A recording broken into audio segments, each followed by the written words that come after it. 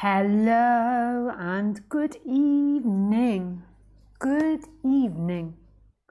I don't seem to be in the middle here. There we go. You got a nice view of Khaleesi's arse. Aren't we generous here? Eh? You get a view of Khaleesi's arse. You get spoiled. Nice, welcome to live stream. It's nice to see you nice, even though I can't see you. When I first used to do live streams and it was quite new, people would think that I could see them when I was doing the live stream, which always used to make me giggle, like imagining that they're sitting at home, you know, having done their hair, being fully dressed, making sure they don't let out a windy pop or a burp. But I couldn't see them. I thought it was sweet anyway. So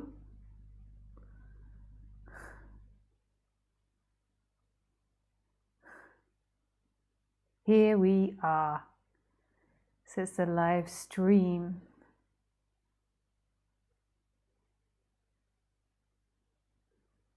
So here we are today. Oh yes, Nick wrote to me and said, hey, it's daylight saving in the US today. In Germany, it's 2 weeks later on the 28th of March. Don't be surprised if you have a few people. Yeah, this happens every year. For some crazy reason, our governments don't do daylight saving at the same time. And so, so the US people will have logged in earlier, waiting for the talk. Where is she? She's always late. Oh my God, she's an hour late today. And they will have learnt how to sit and do nothing, obviously. I think it's an hour earlier. Yeah, if you've got a session booked with me, don't worry, my calendar works it all out. I discovered after years of doing it, so it will have said the right time as long as you booked in the right time.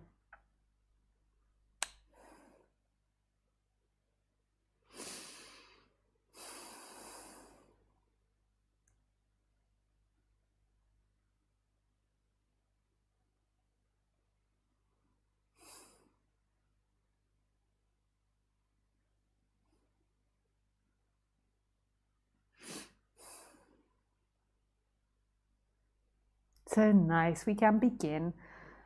I always like to start the talk with sitting in silence. Let me just make myself smaller, otherwise I just keep looking at myself.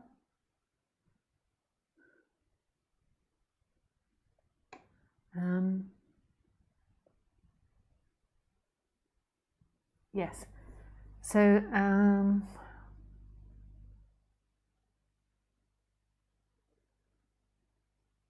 forgotten even what I was saying.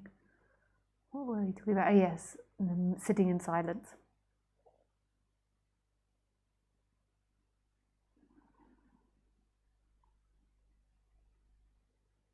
So I always like to do sitting in silence before I do my talk because I'm a very spiritual person.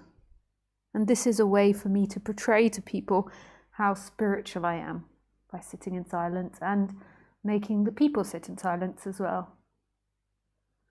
It's good for the internal way of thinking, gives a good impression. So I always inflict 20 or 30 minutes of silence on my audience before the talk.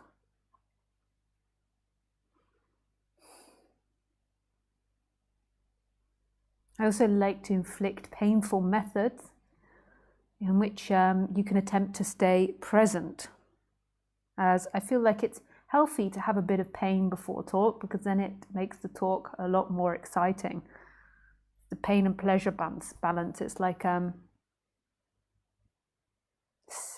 sadism, SDM, SD, you know, a bit of pain before the pleasure. So I'll now tell you about the painful ways in which you can try to stay present. However, this is the trick to it and the most important part. Even though it feels like you are trying to stay present, who is this I which believes it can stay present or not? That's the bit that, like that's the dagger in just turning the dagger. I'm saying, let's do a practice together, and then I'm saying, but who is the I that does this? Who? Who let the dogs out? Who? So know that even if I were to suggest doing a meditation practice, I can't help saying it, and you can't help doing it, because we're all puppets played by God's hands. And so that's the way it is, really, We thought this was some romantic story of separation where we find our love and we make it and we conquer all, and then we find out we're all puppets on a stage being played, and that nothing was ever under our control. The whole time, the whole dream was us like trying to control, like grab on, like, I can take the steering wheel, go to the left. Oh. And then we wake up to the twist to realize that we never had 1 ounce of control. That agony we went through of trying to control was actually only a game that God was playing with itself.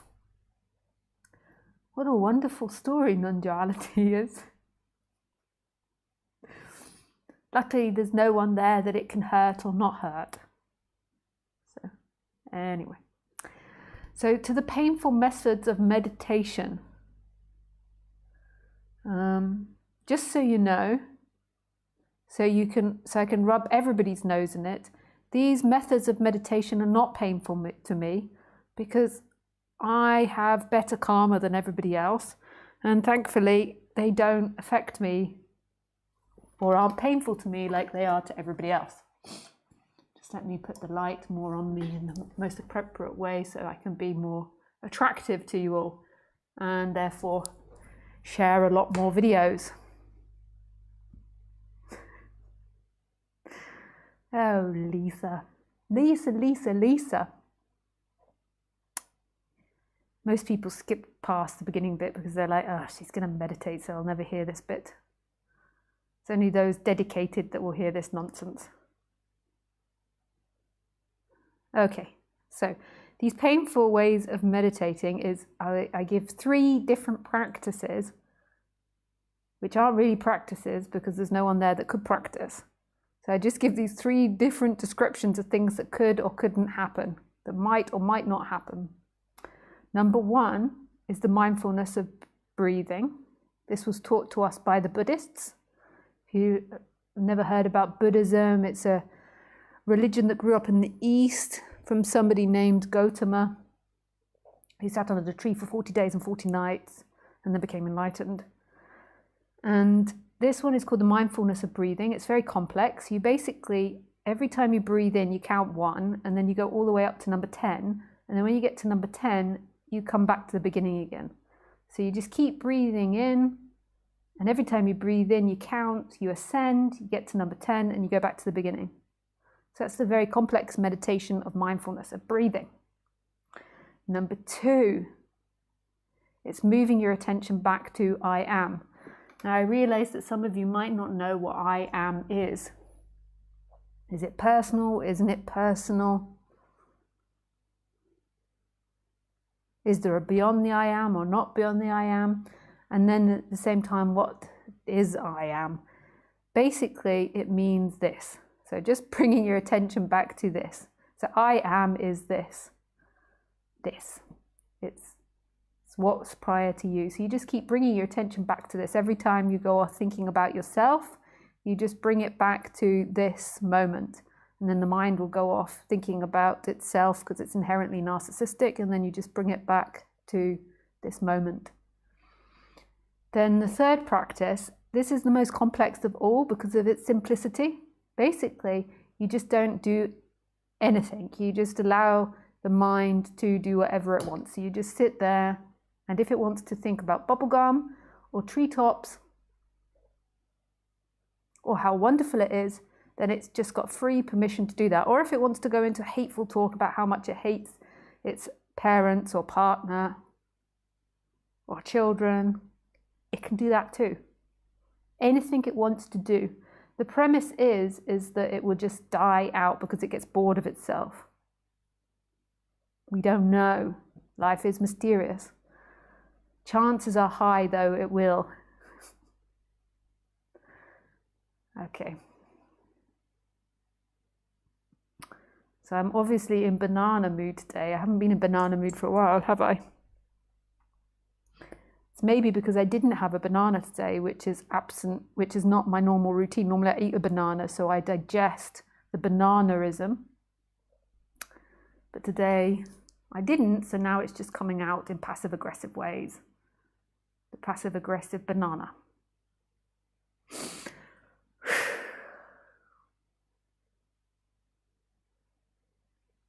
Okay, so on we go to the meditation. Just let me get my big fat gong up.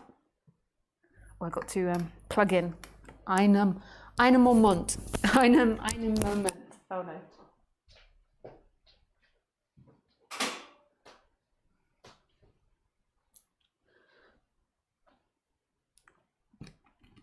I'm just getting ready to hit my big fat gong. There's the microphone. So here I go. My arm is going back to hit the big fat gong. Let me just line it up. 1, 2, 3.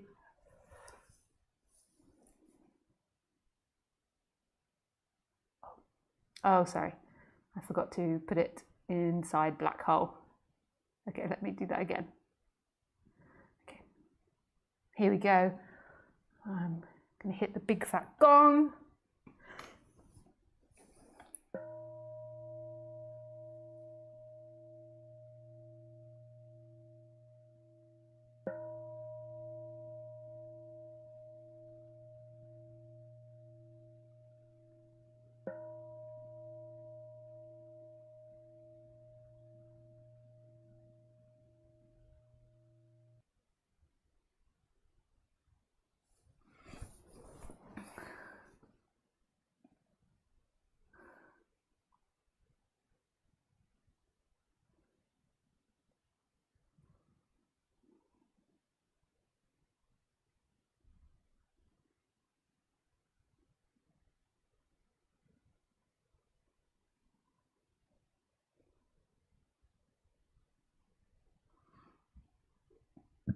Pardon me.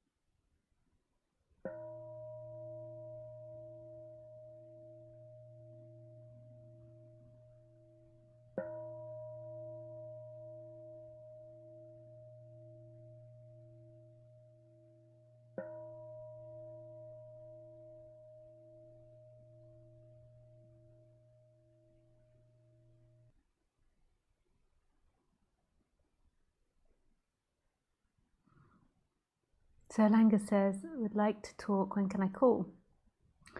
I'll just do the introduction, Langa, and then I will take calls. So if you want to call me, put call me, and don't put any words after it, and then I know to call you. Because I get lots of questions, so it just means that I can see it in the chat box. So just put call me with nothing else after it. Danke, danke. Okay, so what was the title again? It was something like, why do I suffer? Why am I suffering? Good question. Good question.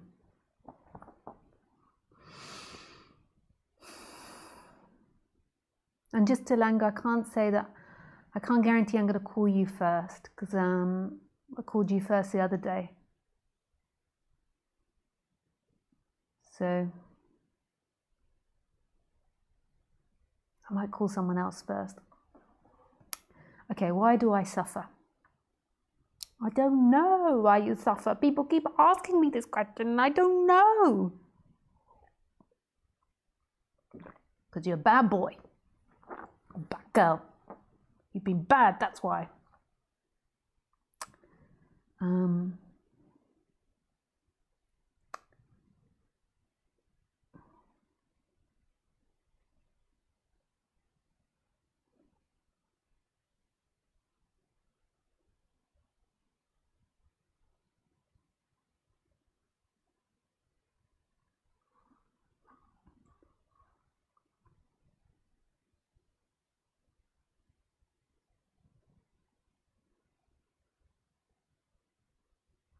So to me, all suffering arises from this very simple fact. This is like the meaning of life that I'm going to give you, is that there is a belief, or there is an attachment. So there is a person that arises that believes that freedom is found in the future, and that lack of freedom is found in the future, or the past actually. So it's that having a particular life, doing certain things, looking a certain way, eating certain foods, having money, not going to prison, all these types of things are freedom. And this is absolutely untrue.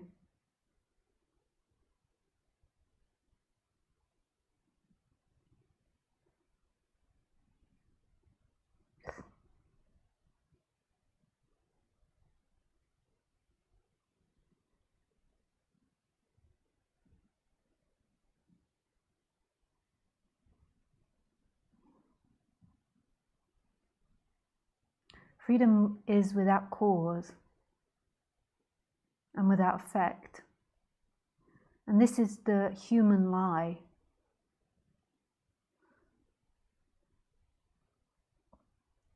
Which is maybe more complex than I make it seem. But the human lie is that I am an imagined person in time. So they sit here and they imagine themselves as something, rather than there is simply sitting here happening. It's even more intimate than that. There is actually nothing happening, but there is this happening. And then the person makes up a story and says, I am somebody sitting here. And then that somebody has had traumas or aversions in the past, or difficulties in the past, or been taught lots of longings. And that somebody is attached to things in life and has aversion to things in life. And that person is constantly replaying a narrative of what it needs to be happy and what it doesn't need to be happy. It's not really conscious that it's doing that, but it is actually always like sorting through what's making it happy or unhappy. So blaming people, feeling guilty, obsessing about things, daydreaming about something better than what you have right now. It's not that intentions are wrong, and it's not that there isn't a natural desire and flow to the body, to these beings, but it's this belief that you are this person and that happiness is something that will come to you in time. This is the fundamental lie of society, and it creates so much neurosis and stress and discomfort, because so much pressure gets put on you to constantly perform, and you believe that it's all your responsibility to get happiness.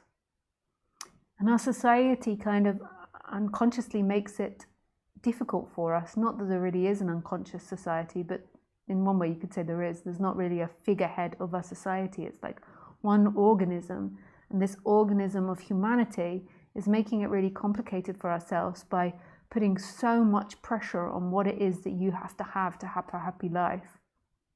So there's no simple life anymore, but you don't even notice it. Like, you've got to have a car, you've got to have a home, you've got to have a partner, you've got to have a career, you've got to have kids, and you've got to have like a particular career. You got to have friends, you got to have family, and there's just not enough waking hours in the day to do all of this.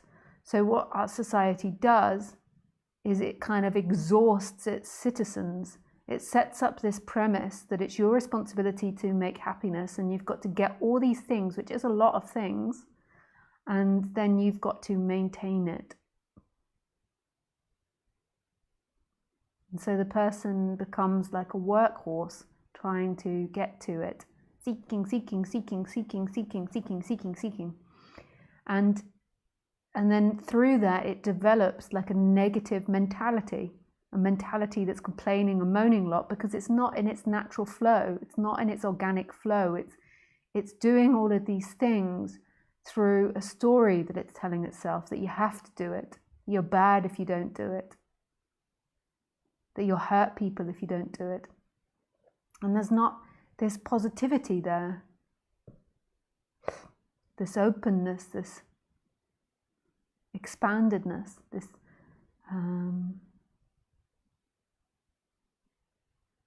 other perspective, because then the other perspective is that like attracts like. So if you're in like a really negative, dark space, then you're not attracted to light. In some ways you are, but in other ways, like you're attracting that negativity, you're going towards that negativity. So then it's like whatever story you're telling yourself, that's what you're kind of bringing about in your life. So you're kind of like this circle, but it's not a conscious thing. And it's not really someone doing it, it's a habit. So the reason that you suffer is because of this false belief that you are somebody that's existing separately inside the body and that you have to create happiness. And there's lots of ideas about what happiness is. And rather than just sinking into what's actually happening right here, right now, there is always this maintaining of time, of past and future, and me. Me. And then through that, you get pains, you get traumas, which is natural in life. And then you make bigger stories about them than what they actually are. And you get attached to those. And then you create a lot of negative thinking. So on the surface level, you get lots of negative thinking. So for example, say if you've been, as a child, traumatized by rejection from your parents or instability from your parents, then this is maybe something you're very afraid of, but you're not conscious of it. So therefore, your behaviors are always trying to control and navigate so that you don't have unstable relationships. And actually, more than likely, what it does is it brings unstable relationships, because maybe you become very neurotic, very controlling in a relationship, very avoidant in a relationship, and it brings lots of mentality, like blame on the other person, because there's no consciousness of what you're doing. So then maybe there is like hatred for other people, like why do I always create, why all men or all women are untrustworthy, or all humanity are untrustworthy, or humanity is evil, or maybe it's guilt, like why do I create this, like what's wrong with me? And it creates lots of neurotic thinking, or stressful thinking, or anxiety thinking. I think our society is riddled with anxiety, that this is going to happen, they're going to leave me, they're going to do that, they're untrustworthy, I can't trust them. All these types of things.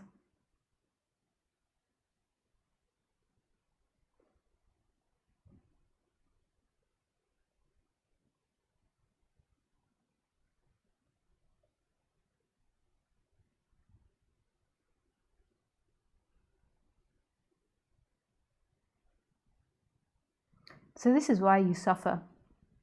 So then what is the way out of suffering?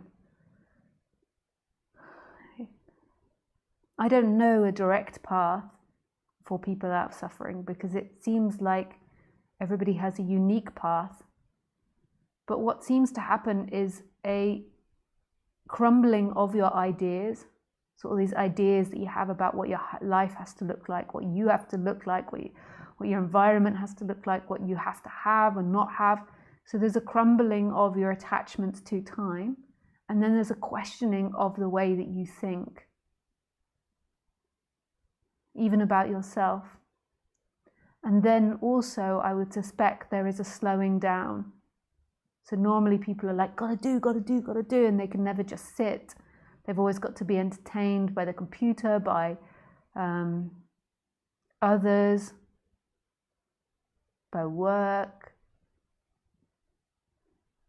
And so I would suggest there's also a lot more quiet time, a lot more choosing quietness over constant activity and introspective behavior, if I say that correctly.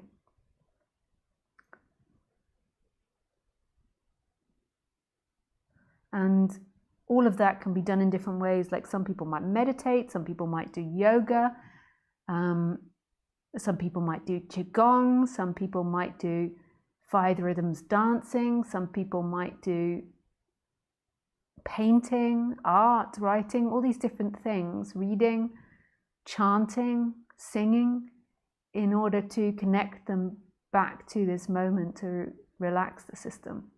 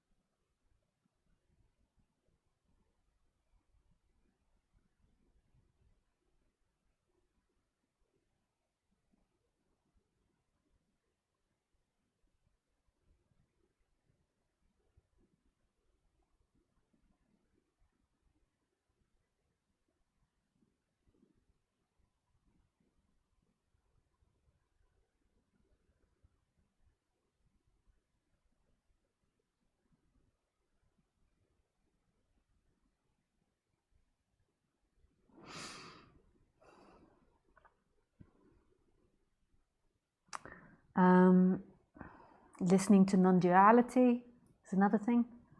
I forget what else to say.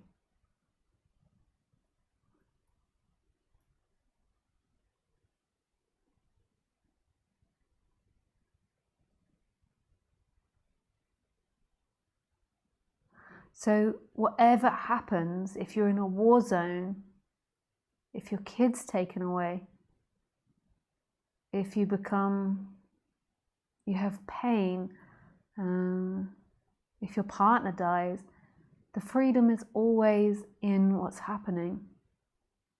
It's never in time. It's always in what's happening.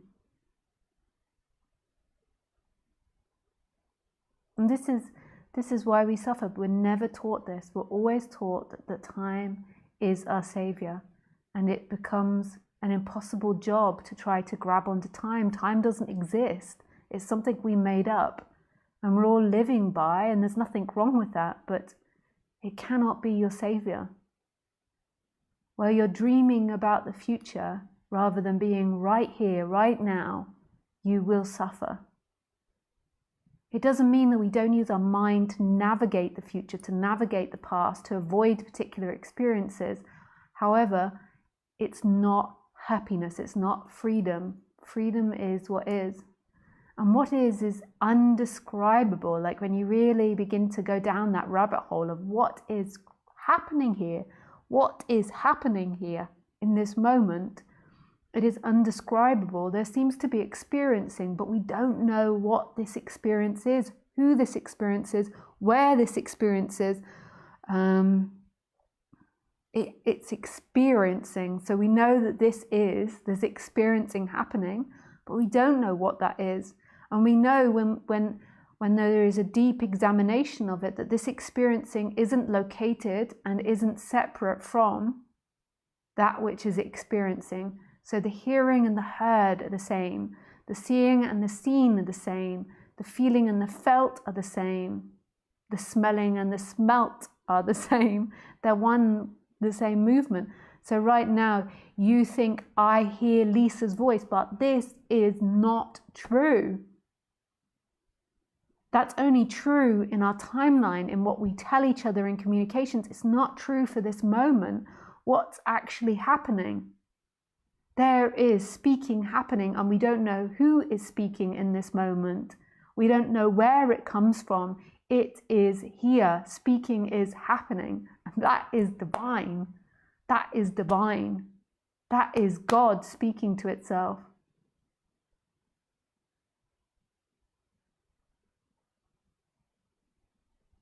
And it's appearing.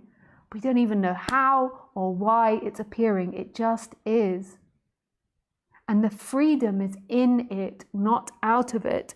The mind is always looking, how do I get out of this? And it's in it. It's in what's happening. Bam, ba-dum, ba-dum.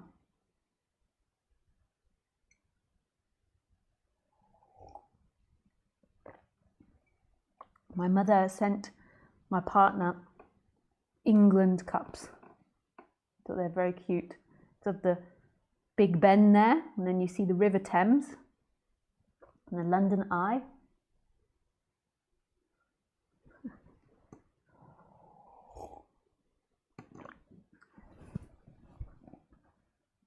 She likes to send him English things because he's not English, which is very sweet. It's so cute, the details in life. This is it. Your freedom is here. Always trying to get somewhere. Where are you trying to get to? This is it. Bum on seat. Sounds happening. Sight happening for no one or for mystery. We don't know what it's happening for. We don't know who it's happening to. And the person is always concerned about itself, like, what do I look like, or what's happening, or what do other people think, or what's going to happen to me. But we don't even know what this me is. It's something that's appearing with the body and coming and going. And this me is very concerned about its environment and what's going to happen in the future. And then there's an obsession that that's who you are, and this neurosis that's holding on. Whereas right now, right here, there is emptiness experiencing. No-thing experiencing. Nothing experiencing. And the experience isn't separate from that no-thingness. So you could say it's the empty fullness, or no-thing everythingness. And we could talk about consciousness and I amness, but I kind of see consciousness as the empty looking and the I amness as the everything. But they're one and the same thing. Like I used to just say amness, but now I don't mind saying I amness, but it's absolutely impersonal. It's that sense of being. This is. Like we're not dead. Like we're not dead matter. This is. There is this experience of being, but it's nobody's experience.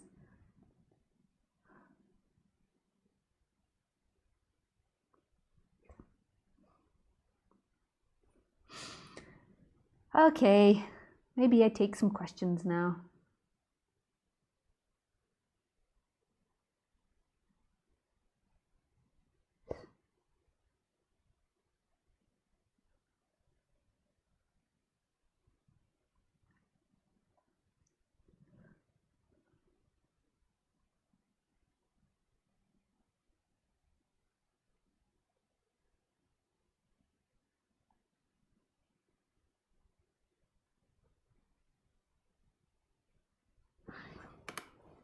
Okay, so we take, so if you want to call in, then can you just say, call me, please? And nothing more, so I can see in Skype who wants to call in. So first of all, we shall take a call from Martin. Martin. I don't think we've spoken before, so yes. It's just a few seconds behind.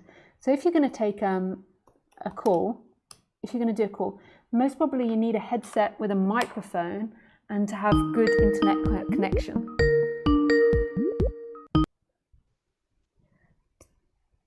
Hey, Martin. Hey Lisa, how are you, Lisa? Yeah, good, thank you. How are you doing? Very nice to see you, Lisa. It's I'm looking in my small phone and seeing you on the big TV, and it's kind of a magic. So Yeah, I yeah, hope I'm doing everything good. Did you yeah. hear me well? Yeah, I do. I will be out of sync from the TV. Roger that. Yeah, and if you could turn off the video on your phone, that would be good. But if you don't know how Will to do. do that, that's okay. It's just so then it Will saves do. my internet. Yeah, great. All right. Good. Great. Thank you. Nice. Thanks for calling in. How can I help you or not help you today? Well, somehow I'm like following you a couple of years, maybe a year or two. Yeah. Of course, you can say accidentally, but there is no accidents. Around maybe 4 or 5 years, something happened, and I discovered like Mujis pointing and Yeah. Papajis pointing, Yeah. Ramanas pointing, Yeah. and so this morning I would like just to jump in straight and avoid too much personal story. Yeah. But I'll try to do it as I feel now. So something like happened that I can say the gap in consciousness that when I first time realized I can like see or hear or be aware of my thoughts, emotions, the energies inside the body, or that voice inside our head or wherever you want. And that was so huge, like the biggest thing in my life. Like it was like how you say, like a game changer to me. Like, wow, nothing was the same again. And then feeling the being able, or I don't know, that's kind of a. It's not that I can say I did that. I don't want to take any like credits for this. Like just be able to be silent, and discovering that beautiful silence in me was the, I think I cannot even describe, maybe the most like beautiful thing what I have ever experienced. And like only sitting in the feeling of I am, like you said, like this intuitive feeling of just being here, like now, fully empty and fully present. So that was like the beginning of I don't know how and what to say. So the whole life I was somehow thinking like it was like, who am I? What is this all about here? And seeking having an inner spark for life. And I had a lot of drives, like in sports and in different hobbies, so full of life, I can say, and trying to find something that can fulfill me fully. Because I was always like trying to get somewhere, which really I I got there, and then you felt, that fulfillment, wow. But then it was like something is always missing, and I was like seeking something, like Ramana said that like you are trying to get somewhere, and basically when you like get it, then you feel the relief actually, and then you feel the emptiness. And it's only the absence of the thoughts and all of this striving that makes you really fulfillment, like. And so it looked like and everything started to go in a beautiful flow in the life. And you can say, and then I started to really from the, if I can really say, I have to explain somehow, had let's say big challenges in relationship all around, like in my life, and somehow for me it was really tough, like all of at one moment arrived in so many things to me, but in another way it kept me going even more inside me. So, and the point where I'm coming now, what I really wanted to look with you, that you helped me a little bit to look and maybe go even deeper, is even from the Muji's pointing and hearing you so straight this day, when I just accidentally saw your face and you were saying like, well, you don't exist. Wow, bam, bam, bam, bam, poof, so clean, so strong. So because I really felt the truth in you, and really, that was, for me, that was like really striking somewhere very deep. And I always hear this question like, can the seer be seen? Can the perceiver of everything be perceived? So when I'm sitting like silently and going in and being aware, as already mentioned, of my thoughts, my emotions, my body, even I started not to feel the body anymore, the complete silence.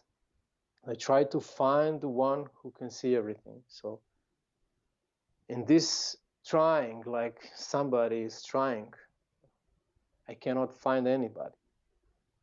So everything settles down. And there is just this. And that was so clear for me, and it is still clear for me. But somehow it looks like that really this person is even more, I don't know, fine and thin and hiding or something, because I was still like I'm sorry, can I just interrupt you? I get a little bit concerned about other people and whether or not you're going to get to a question soon. Like, okay, good. Just because the story I think's been quite long, but I'm not sure about time because I was listening. But I just get concerned other people will be sitting there like. Dum, dum, dum. Yeah. So you said this morning, the awakening or the enlightenment is not for the person. So even though I can feel this, what I told you, I felt like unpeace and I felt like something is here missing and going there. You said immersion, like immerse, and that somehow you disappear. And I felt that by doing the things also in my life. And it looked like, Lisa, that I was still all the time in that person. I think I'm finding. Sorry, I blamed other people earlier, saying that I'm concerned about other people. I think I'm finding this a bit big. Like, is there a possibility that you could just like narrow it down a little bit for me, like to what you actually mean? Like, not but just not as in like longer explanation, but just like get to the point, a bit, like so, like be a bit more direct, please. Otherwise, it's a bit too big because we've had like the whole story and then the question. It's too much for me. I'm sorry that I blamed other people earlier. It's just about me. It's always about you. Thanks. I'm also learning. I'm sorry if I took anybody's time. Yeah, so, that's okay. So just to the point, if you could, please. The point is everything looks so clear to me and I was still suffering. Mm-hmm. The question is, even I go so deep and feel like I'm nothing, I'm still like, it looks like going in, coming back. So what is, you said there is nothing to do, or there is something to do? It's the same thing. Is there anything that you can recommend? And in the morning, it clicked to me that actually it's already this, but I have now no words to say anymore. So I can say, thank you. Yeah. And maybe a comment or two. So there is nothing more. And I was thinking, am I still in the person somehow? Because I still sometimes suffer. I go back in the sometimes the thoughts pull me back into the so let's just this is getting a bit much for me again. So let's just go back a bit. So what I hear you saying is like that you're going in and out of freedom and then suffering and then freedom as suffering, and basically there's a question arising in you, is what is it that you can do to maybe end it or something along these lines? Is that yes, bottom line? Okay. Yes. So if we could just stop there and just let me answer that. Otherwise this is like becoming like a marathon for me to try to answer. Like It's too much, if you don't mind. And then you can ask more after, like you've just given me some space to say something about that. And then if there's something else that comes up, like, or something else that you feels like not complete, otherwise it's too big. Like if you can imagine it being the other way around and someone coming with a question, it's like if something is too big, it's actually an interesting psychological thing, because if somebody comes with like a really big question like that with lots of words, it actually, what it does is it's very confusing. So then it kind of like stops the person that's answering getting to a point. So it's kind of like, it's an interesting like psychological dynamic, because in one way you could say it's maybe some form of protection, like you're trying to protect yourself because maybe unconsciously, and I don't know if this is true about you, but I just open it up to other people to look in themselves. Maybe there is a part that doesn't actually want an answer. So that's an interesting thing. But just let me answer what I think that your question's about, and then we can like get into a conversation a bit about it. Otherwise it's just too big. Like I'm like lost in a massive sea of words, if you don't mind. I hope that's okay for you, and I'm not being too honest. Okay, so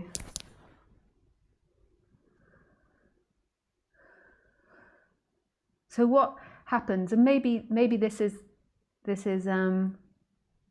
going to be painful for you, because maybe you'll find this patronizing, but let's just give it a go and see what happens, because maybe it's an energetic exchange. Is that our mind likes to have a talk. It likes to talk to us. So like the mind likes to have a narrative, and these narratives are karmic. So they come from our family line and all of history, of human history.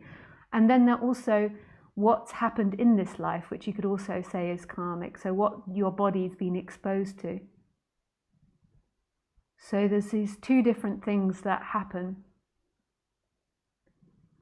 And then these different things that happen to the body-mind, the genetics, the karmic of previous lives, and then what happens in this life, give us certain narratives. And everybody has like a unique narrative that goes with their body. So you'll get some people that have very high self-esteem, but deep down feel insecure. You get some people that are very needy of other people's attention. You get some people that are very independent and very work focused. You get all arrays of different people and the way that they're coping with this thing called life and interacting with life. And then we have this internal narrative that we're telling ourselves. So currently, at the moment, your internal narrative is telling you that you've arrived somewhere and then you lose that. You arrive somewhere and you lose that. And then there is some part in you that believes that, like puts energy into that I arrive and then I lose it. I arrive and then I lose it. And that story, if we took it out of spirituality, that story could also be indicative of a relationship. I'm in love, I'm out of love. I have them, I don't have them. Also could be a narrative of the way that we relate to money. And the trick to it is that any narrative that we're telling ourselves isn't truth. Some of the narrative is important for us to navigate our life, but it isn't truth. So whatever your mind is telling you about your spiritual experiences, I would suggest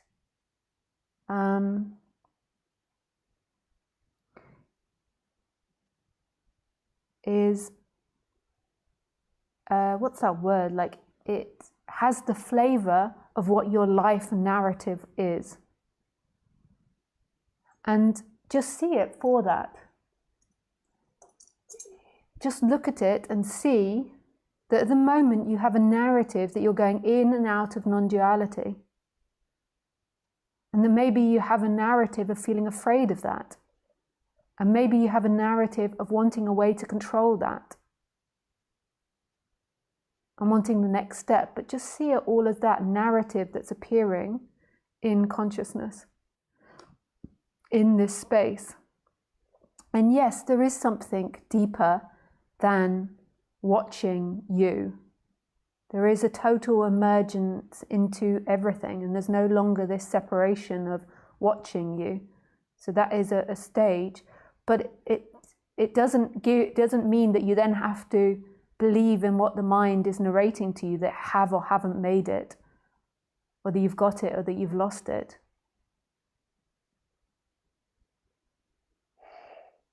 It's just seeing everything my mind tells me isn't truth about the experience. Some of what my mind tells me is helping me, and a lot of it is useless. If it repeats itself, then it tends to be useless. Like, what is important is this moment, is this beingness that's right here, right now.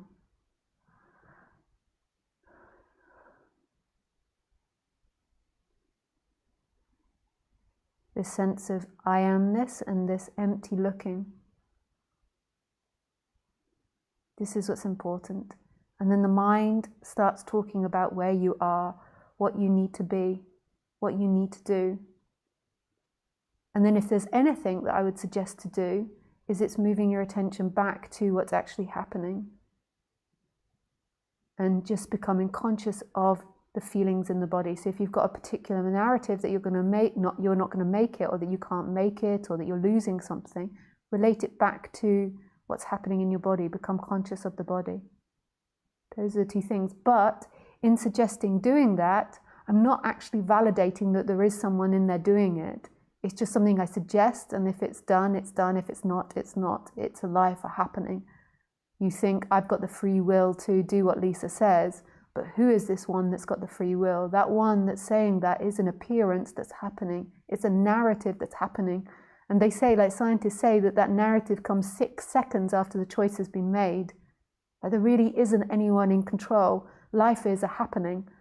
But I say that, and then maybe next time the mind will move itself away from those thoughts and see, this isn't true.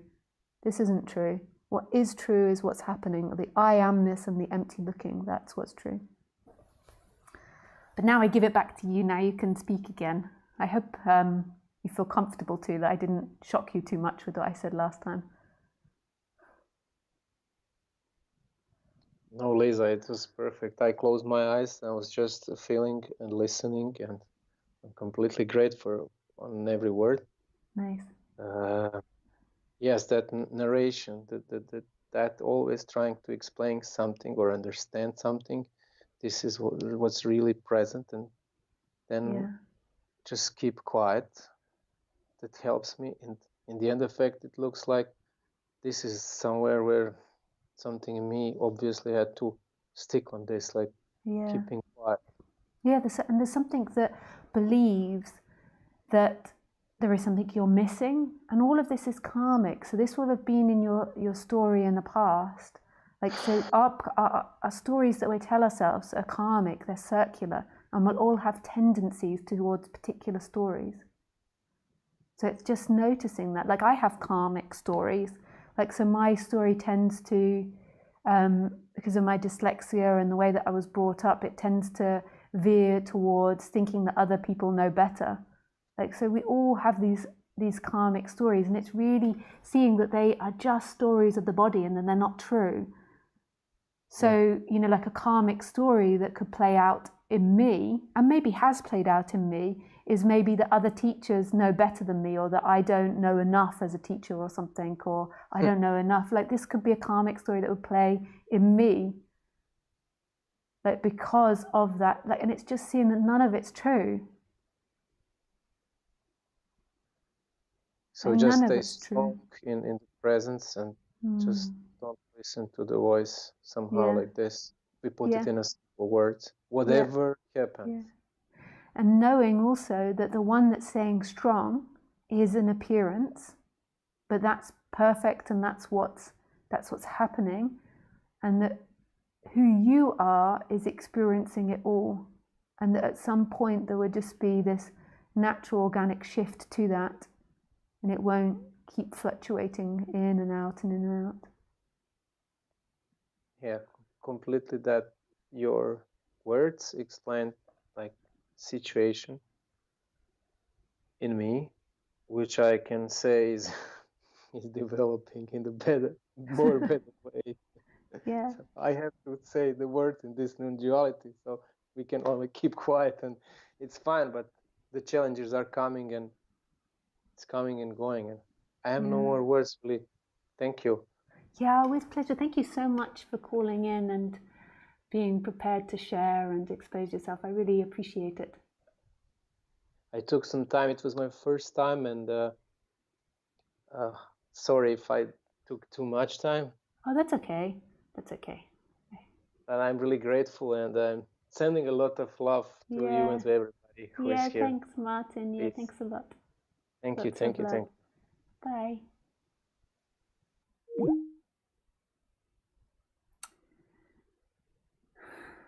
Oh, nice.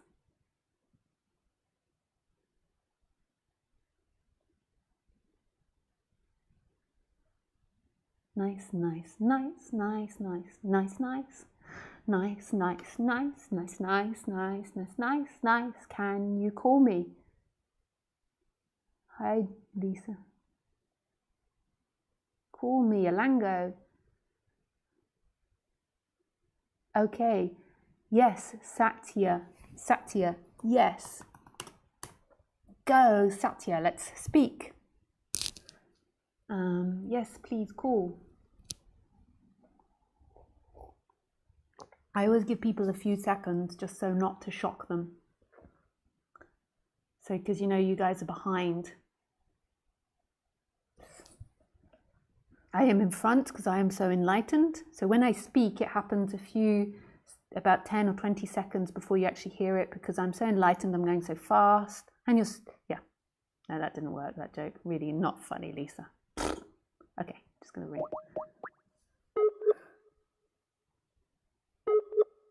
You have to try sometimes with a joke. Sometimes they work, sometimes they go down the pan.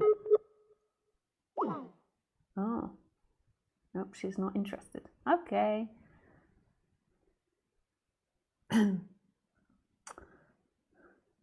Okay. Yes.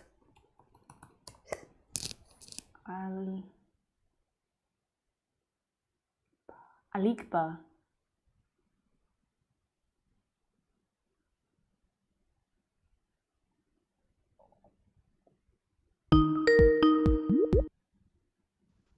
Hello.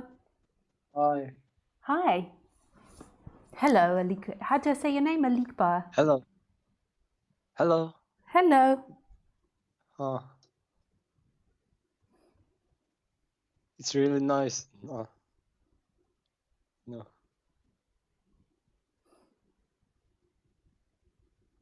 Can you hear me, Alikba? Yeah, I hear you. Ah, nice. Hello. Hi. How can I help It's you so today? nice to be with you. Yeah, nice to meet you or to speak with you.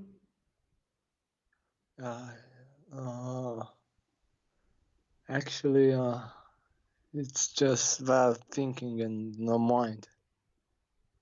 It talks a lot. And I don't know how to describe it, but each day, for 3 or 4 days, I try to count in my thoughts. Each day, I think I have near 100 thoughts, 200 or 100 thoughts. No, that's so much. And sometimes I go through the thoughts. No, Can I make it's about thinking and thoughts. Can I make a suggestion?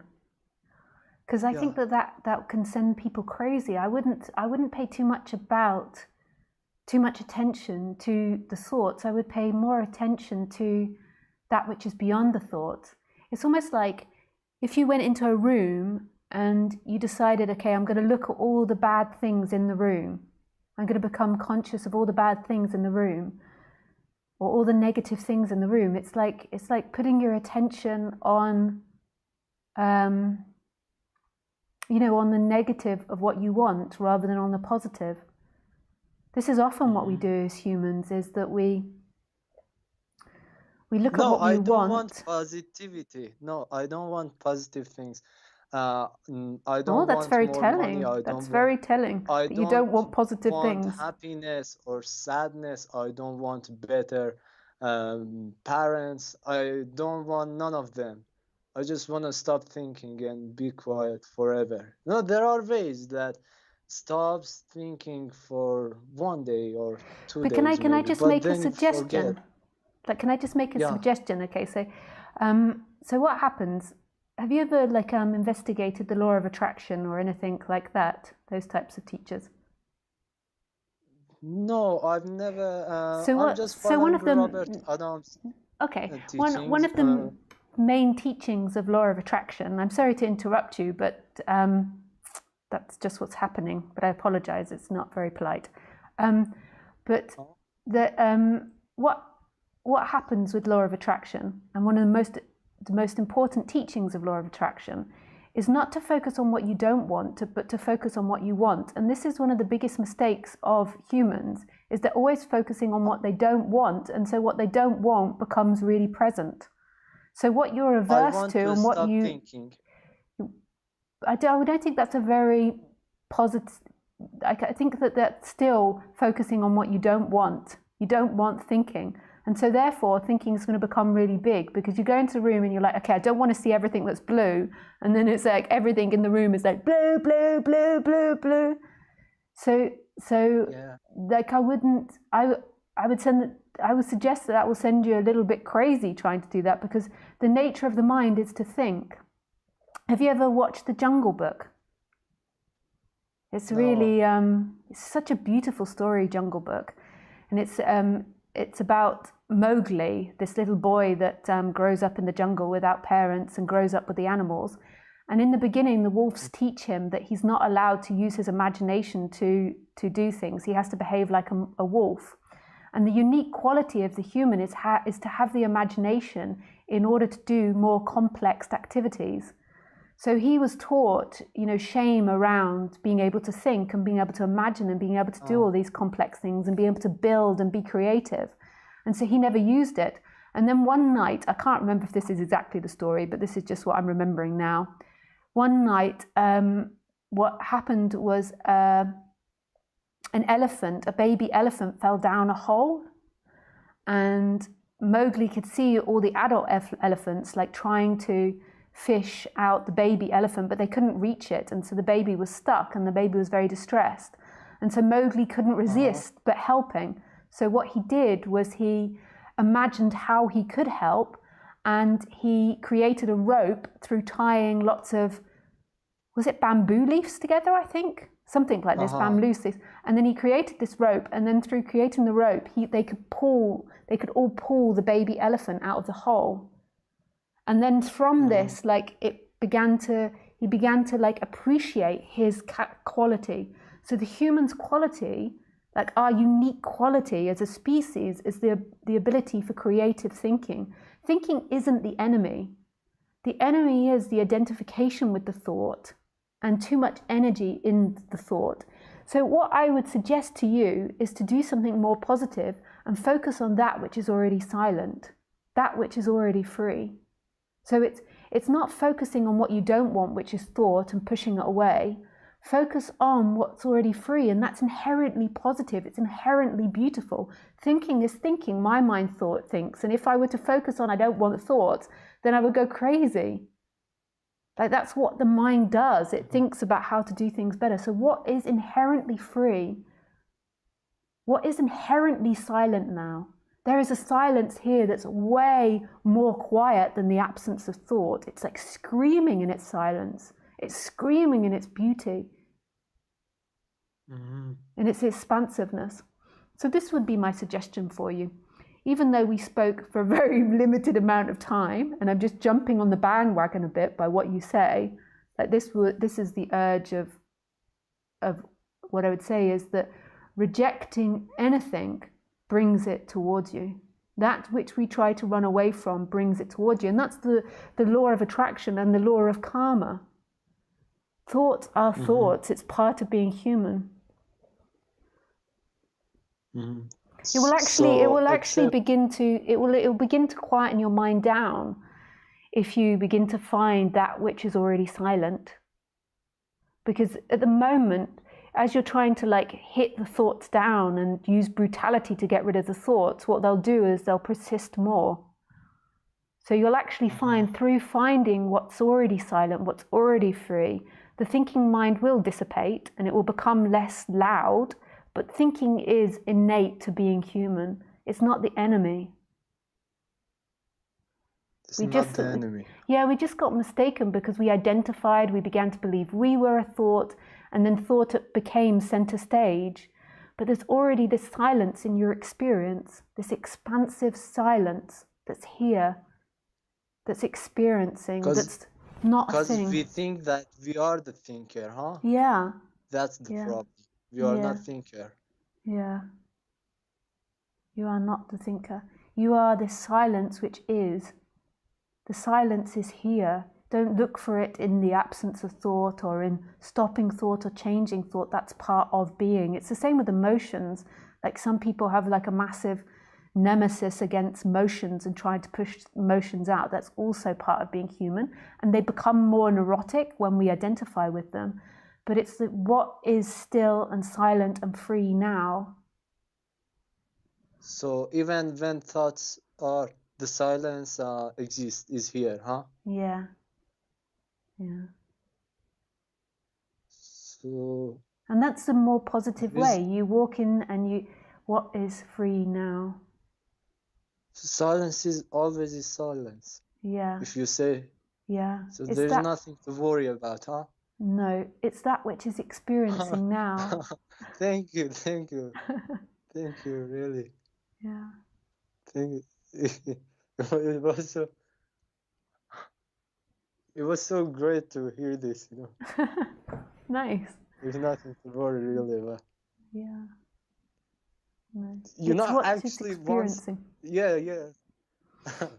Actually, once a time I wanted, I was just thinking about it, of suicide. You know, just I couldn't deal with mind and body, and I was identifying myself with them, and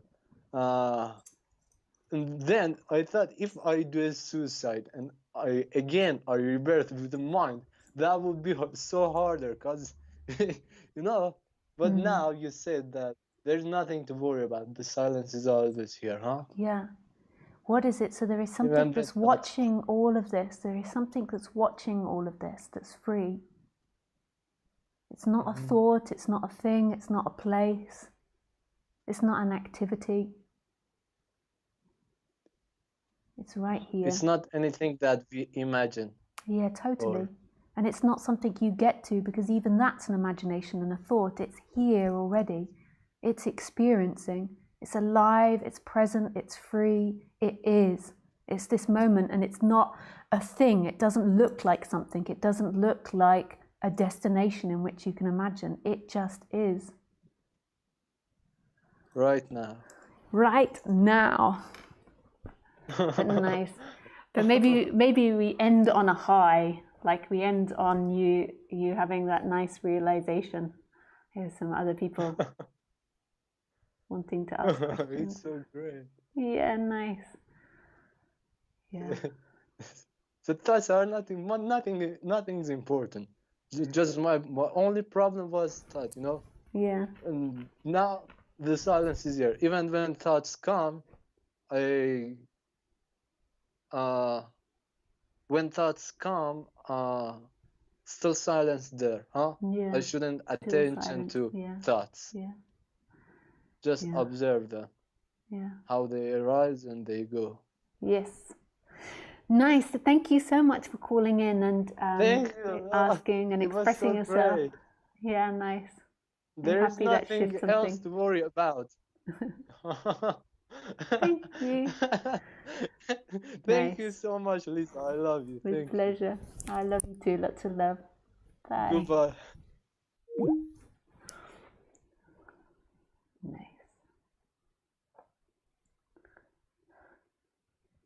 Okay.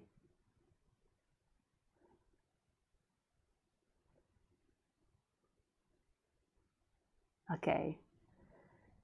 So I just say hello to some people. So hi Thomas, that have asked questions. Hi Derek, hi Schumann, hi Yadik, hi Marlene, hi Isabel, hi Amy, Jose, Elango, Brian, Jonas, Maria, Satya, Osborne, Adrian. Nice. Hello all. Yes. Okay, this is for Satya. Really cool.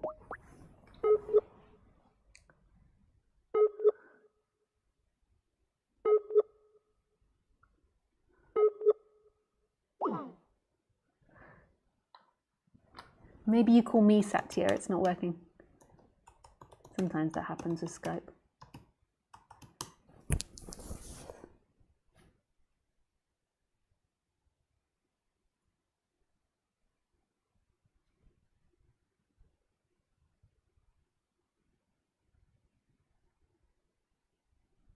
Calling, calling, calling, calling, calling, calling. I'm just doing the calling dance while everyone waits. Calling, calling, calling, calling, calling, calling.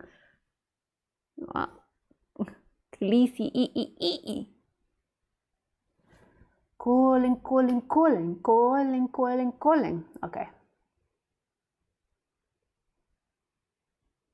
And move on, Satya. You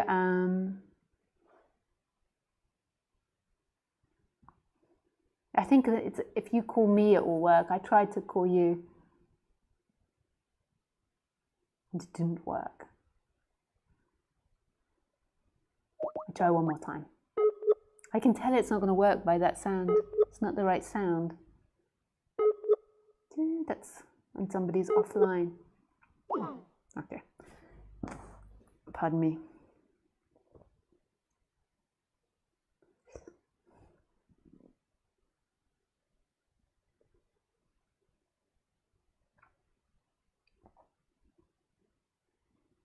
So it's between Alango, who wants to call, and Brian. Alango and Brian, both people that I speak to regularly. We'll go Alango first.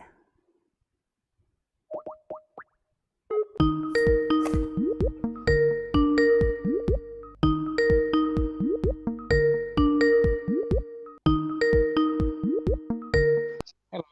Hello, Alango. You able to hear me? Yes, I can hear you. This is just an audio call, right? Yes, it's just an audio call, yeah. Thank you so much for calling. That's a pleasure.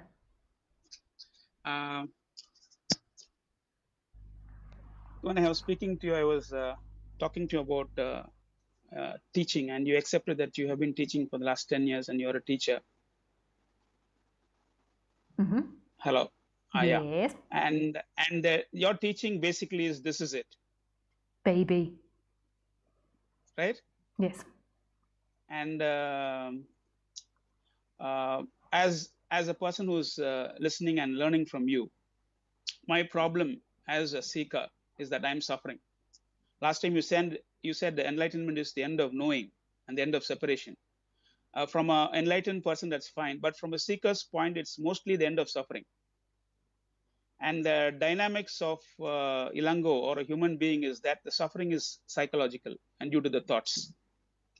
And correct me if I'm wrong, post-enlightenment or post the shift, the thoughts in an enlightened person or a teacher or a person in that stage is that the thoughts come down by 90 to 95%, and only what is required thoughts are there. You want to book a ticket, you want to plan an itinerary, you want to go to the shopping mall or whatever. Whereas for a normal human being like us, 99% of the thoughts are wasted thoughts, and they come and they torture us. So how to get out of the psychological suffering? When you say the message of this is it, there is no doership, there is no you, there is no me, it is intellectually understood. But every day, 24/7 into 365, the seeker, despite years of seeking and listening to teachers, getting the message, this thought storm is happening. How to get rid of this thought storm? And it's really realizing like what is beyond the thoughts. Like I understand that the thoughts are very painful because you have like a thought of anxiety and then anxiety appears and you start imagining that. And I can have difficult thoughts that come up too. Like that's part of thinking, is it can bring up positive things and it can bring up negative things. But there's there's another part of you that isn't in thought, that's watching the thoughts, that's all around the thoughts, that's in the world, that's in the cup, that's in the computer, that's in my voice. And what's happening at the moment is that there is identification with the thoughts, there's identification with the body, and there's a missing of something which is free. So it's, Yeah, I don't know how that happens. Like you could say it's karmic because everything's karmic, but at some point there will be a giving up. But I don't know how that happens. I don't know what you're going to go through, like what seems to happen in the body-mind. In the end, everything is just spontaneously happening now. Like the idea that there has been an Alango with all these thoughts and all these problems is simply an idea. An idea that there will be a free Alango, the idea that there's a free Lisa is an idea. For Khaleesi, my dog, she's just here. And all of this is like yapping to her, like none of it makes sense. So in a way, all of this is untrue, like that something will lead to something, but seemingly there will be a story in which there will be a breaking in Alango, and then there will be a remembering of that which is beyond. At the moment, I would suggest that there's an emotional attachment to in Alango, like not just a mental, but an emotional attachment in Alango to this idea of freedom. It might also be some form of autistic thing. I don't think that you're autistic, but it's also like, because you've got a strong mind, it might also, not autistic, that's not maybe the right word, but like this like fixation, like when you get fixated on something, you can't leave it alone, whether it be becoming a doctor or whether it be traveling to a particular country or working out how to make a TV, whatever the fixation. There might be a part of your mind that just gets fixated on stuff, but there might also be an emotional element to it, you know, like, so you, like, for example, like some people might attach to a partner to make them feel safe and secure, and then when they realize that doesn't work, or when their partner dies or leaves them, or there's problems in the relationship, they then might attach to something else to try and make them feel safe and secure. And if that is the case, then more than likely what has to happen is this has to be acknowledged, and there has to be a reframing from feeding that. So when you feel this attachment, like this insecurity, this attachment injury, this fear or this anxiety, rather than feeding it and giving it plant food, beginning to see it for what it is, even though it's not your activity. See, okay, now I'm getting insecure attachment arising. Now I'm getting fearful attachment arising. And then this is making me want to grab onto the intellectual side of non-duality and to understand non-duality, because there is an energetic or an emotional attachment to that being freedom for me. So it's just seeing that. This is what happens. And then if you can feel that in your body, you know, like when that insecure attachment arises, you know, feel it in the chest, or feel it in the tummy, or feel it in the bowels, wherever that arises. And there's nothing wrong with that. That's appearing in a freedom that's inherently here, but it may be, there's a lot of energetic focus in that, there's a lot of seeking in that, so there's a lot of like narrow energy in that.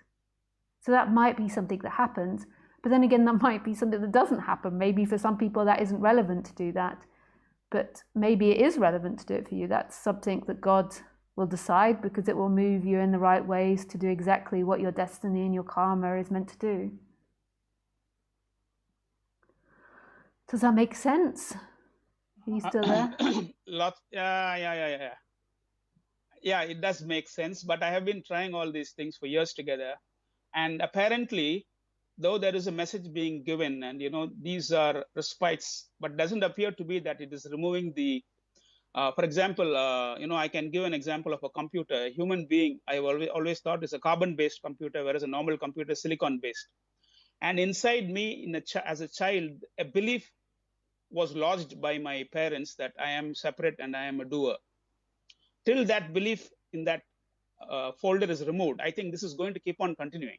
Irrespective of whatever happens, I may switch from A to B to C to D to E to F. But I believe that what you call as the dissolution of the me is actually the dissolution of the belief.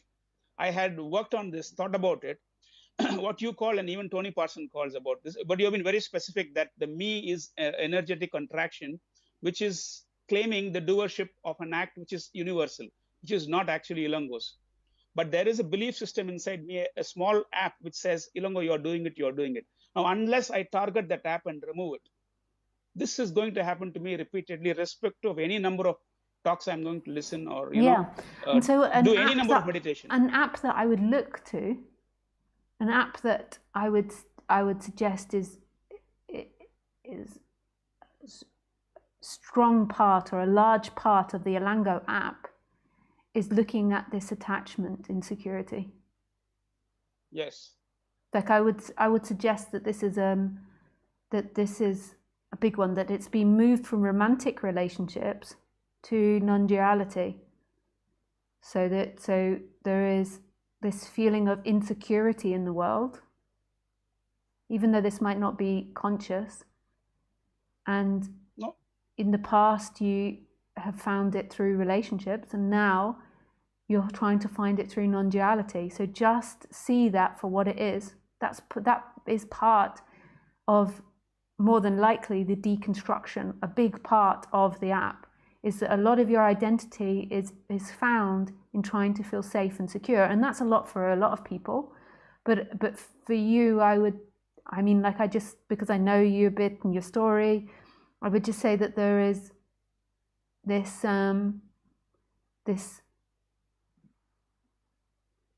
feeling unsafe that's there, like not feeling safe, and that's totally okay when you see it in perspective. So you've got this feeling of unsafety in absolute safety. So the body is experiencing anxiety or fear or distress, and then it's looking for the answer in non-duality, and then it's seeing that it's not in non-duality like you think it is. It's in the space in which that is appearing in. It's in the silence in which that's appearing in. It's in the freedom in which it appears in. It's in you. Like, you are this empty looking. You are this love that's already here. That's always here in every instant. That's completely impersonal. It's not something to do with Elango. Elango appears in that. And it's recognizing this. So there's fear and anxiety appearing in my body. There's insecure attachment. And you believe unconsciously that you are going to find it in becoming enlightened in the future. And that's a massive attachment for you. And seeing that that's not true. You find it here in what you are, what you inherently are. Like, this is everybody's birthright. This silence, this looking, this, we don't know what to call it, this beingness, this joy, this freedom that's beyond the person. We're always obsessed, and it's not like I have fears, I have insecurities that come up in the body, but there's something else that knows that that isn't it, that the freedom is around all of that. Like, that is a small vessel appearing in this immense space of who I am. When you fixate on the body and you fixate on your problems and where you want to get to, then you become very narrow and small, and it takes up all the space, seemingly. But as there begins to be a breaking from that, like as the holes begin to pierce through, you see that there's something much bigger to you that's always free. Always free.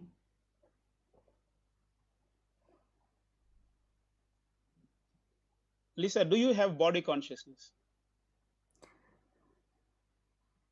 That's a very confusing question, Elango.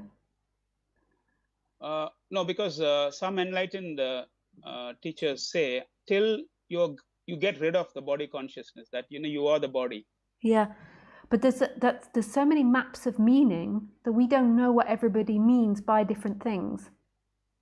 Like I listened to a non-duality talk, a couple of non-duality talks recently, and it was really cool to listen to it because I really realized that people assume way too much that they're using the same words for things. So don't assume that somebody's meaning of I amness, somebody's meaning of body consciousness is the same as what other teachers are talking about. We're all using our words differently, and we all have different associations and experiences to it. So body consciousness, there is a looking in the mirror, and I don't think that Khaleesi's body is my body. There is like a knowing that this is Lisa's body. But then also when I'm walking around, there is also not knowing who's who or what's what. So there's two different things that can happen. Like body consciousness is something that comes and goes when it's needed, when it's relevant. It's not a story or a narration that I have all the time. So there's many times where I feel without a body. I don't even know what a body is. I don't even know what anything is. There is just presence happening. And the mystery unfolding. So like you can't compare what I say to other speakers. And I've mistakenly done this in the past, where I've assumed that I'm talking about the same thing as other people, but I don't know. I'm a triple Gemini. I love changing the way I speak. So I wouldn't assume. No, I'll be specific Okay. with you and me.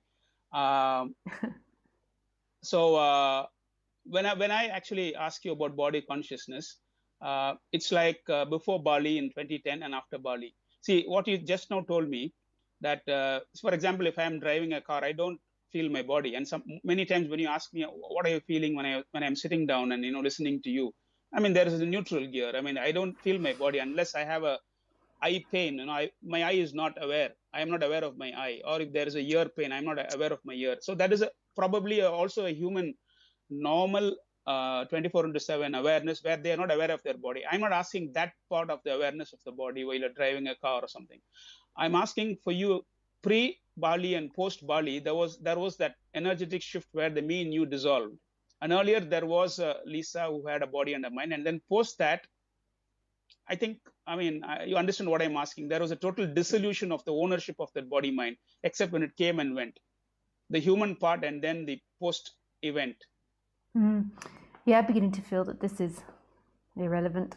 It's not important. Relevant? Okay. Irrelevant, yeah, not important. Okay. I think because you're just trying to find questions to stay talking, but that's okay. Like I know that that's your mission. Is that you think that you'll keep asking these questions and then eventually they'll all like disappear, which is valid. Maybe that's true. But now I feel like that's enough now. Okay. Yeah. But I really appreciate speaking with you, Alango. Okay. Thank you. Yeah, nice. Thanks, Alango. Lots of love. Yeah. Thank you. Yeah. Bye. Bye-bye.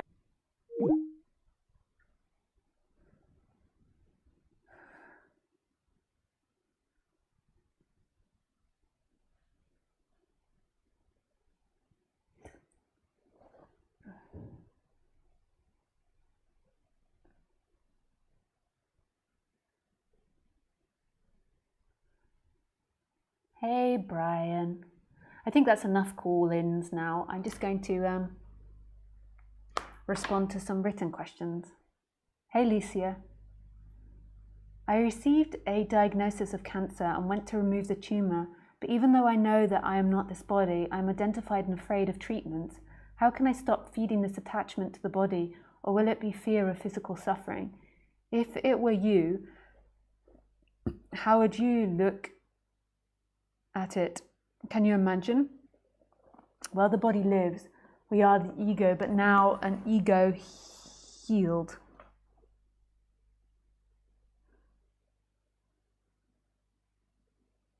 Yeah, I think on the human level, I would be afraid or reluctant of doctors' treatments as well. That's part of my personality. I'm not so into liking that so much. That's not suggesting you should or shouldn't do anything. That's totally your own personal feeling, and whatever happens will be perfect flow.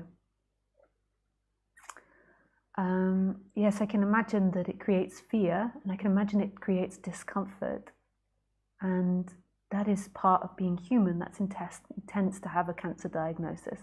Like, it's weird that we get these cancer diagnoses, because in the past we never got told of these types of things. It's only the last 100 years that we've had more advanced medicine that we get told these things.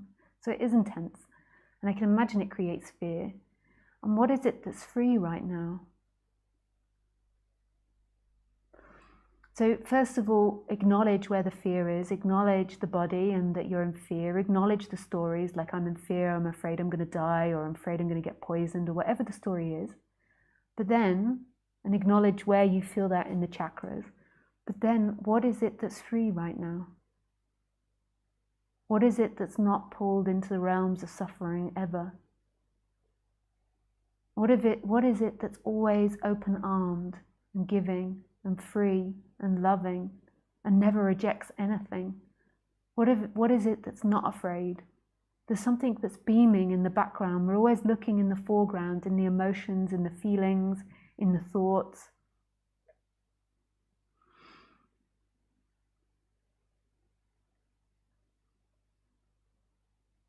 What else is there? What else is there? This is where you'll find freedom and relief. And in the human level, it's completely understandable that there's fear.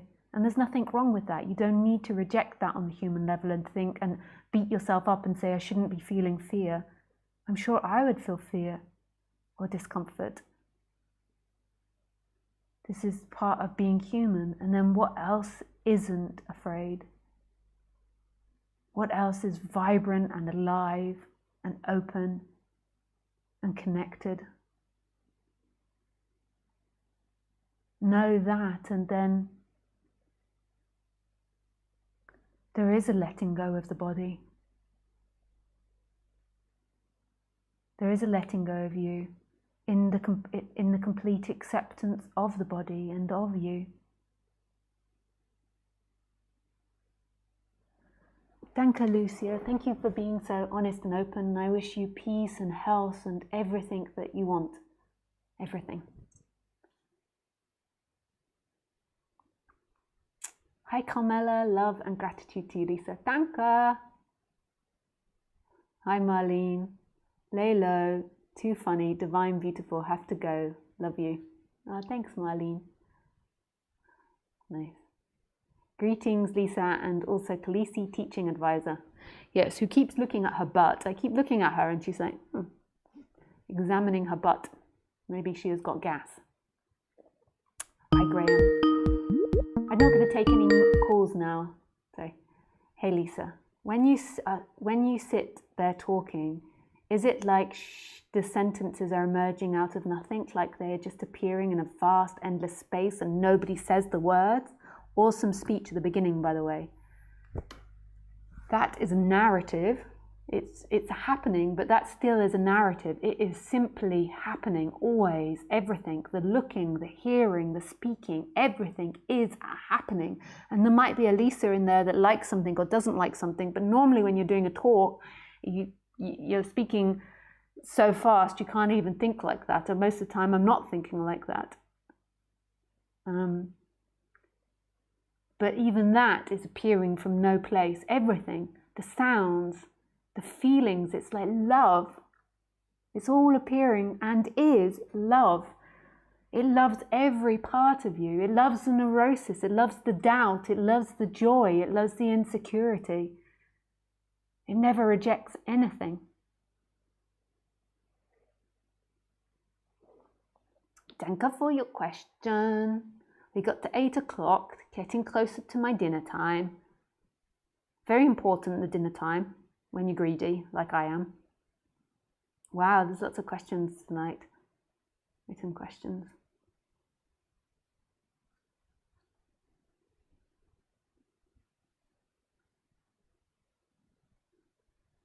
I don't know where to begin. Isabel. Nice picture. Hello, hello, hello, hello. Mitham. Petro. Hi Lisa. Is there anything I can do if I can't afford a session with you? I think I remember you mentioning something about signing up for a waiting list where you could get a session sponsored by some kind soul. Hey Petro. Yeah. I did try to do that, and it does. I do kind of, but I've got 2 people already doing that at the moment. You could write an email, and I can put you on a waiting list for the sponsorship or something like that. But then, even so, then you'd have to wait maybe 2 or 3 months to get a session. It's not ideal. I don't know how to deal with that. But yeah.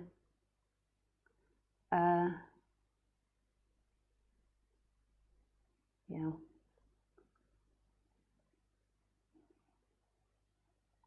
I suppose in the end, you have everything. You are that. You have that. You are that which is wanted. I would be so happy to speak with you though, and yeah, send me an email and we see what happens, what God does. Thank you, Alango. Hi. That's a bit too long, that question. What's for dinner? Chili. Chili. Adrian.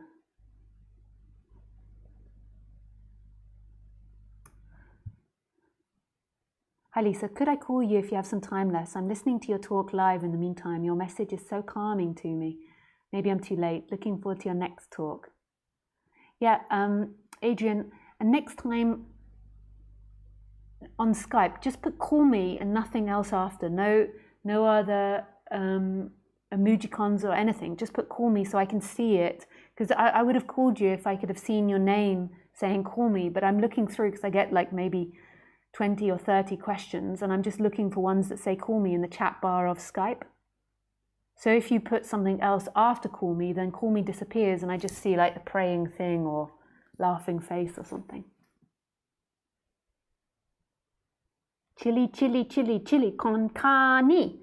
Chili con carne on toast. Hi to you and Khaleesi. Yes. Hello. Hello, Dennis. Hello, Freedom. I like what Swami... You give me these big names to test me. Swami says about freedom.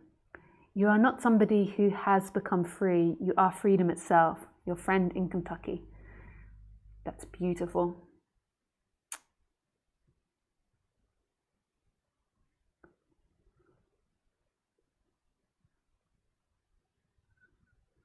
Okay. That is enough. I go for my dinner now. And all those friends in Europe will also can go for their dinner as well. And those in America, some of you can go for lunch, some of you breakfast, and some of you no eating at all, which is the most disappointing option. Maybe you can have a little snack. Yeah, nice. I wish you everything, and I shall see you next Sunday, and I really wish you everything and lots of love.